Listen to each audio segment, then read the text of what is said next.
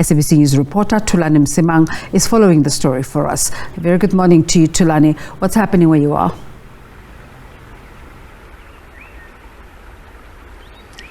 Indeed, it's a good morning, Desiree, to you. I here at Empola in Marrianhill, where, as you rightly said, that the community has decided to build a makeshift bridge so that they can access services like hospitals, like places of work. Now, the community of Empola, where I'm standing at the moment, they've decided that because they cannot cross the river anymore, they are going to build that makeshift bridge that you see over there so that they can cross. But they are concerned that when they use this bridge, there is a danger that somebody might fall in, somebody might get sick when they get into the water.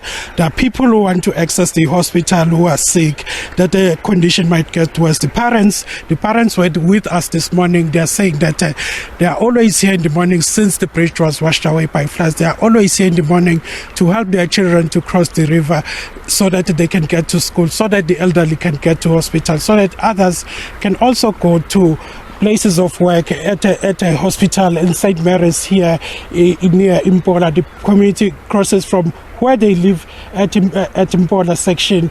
But I've got two people who are going to speak to us about the situation that they go through every morning when they have to go and access these services.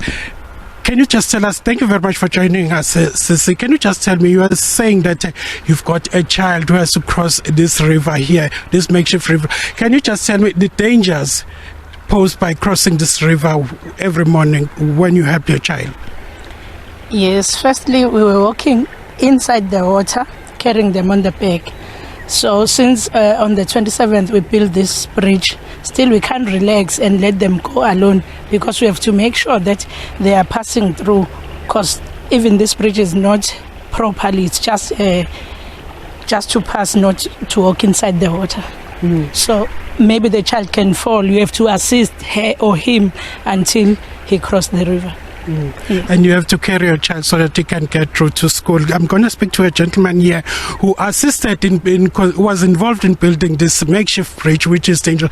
Baba, can you just tell us the dangers posed by this bridge that you constructed? You were involved in the construction of this bridge. Tell us about that. But also, you're saying that the people who are sick cannot afford to cross here because it's cold in the mornings. They cannot afford to expose themselves in those situations. Yes, thank you.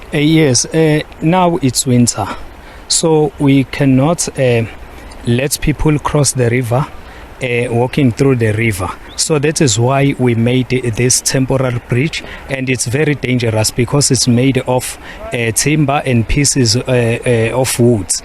So now because it's winter and we are coming from the latest floods. The sewer pipes are spilling into this river, so those people who got arthritis and who are diabetic, they can't cross here because they are going to put their lives more in danger.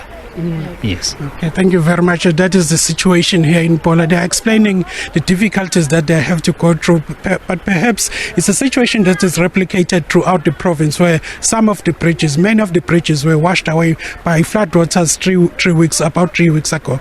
Aside from these difficulties of a bridge being washed away, is the fact that the area is still also without water. People are still struggling to get water. They're telling us that the water cans, the water cans, are not coming on time, or in some places they don't come at all. But they're also faced with this difficulty that when people return from work at St. Francis, where they access also services, basic services that help people to pay for daily necessities, they will have to come through here in the afternoon and cross this river to come to Empola, to where they live. They're saying that sometimes they have to spend money on transport when they can't cross. The elderly, the sick, they spend money on transport taxis to go to a place that they usually cross on foot. It's about now sometimes when they have to use a taxi, about 30 minutes to go across to St. Francis. That is the situation that is happening, but it's back to you in the studio for now. Thank you.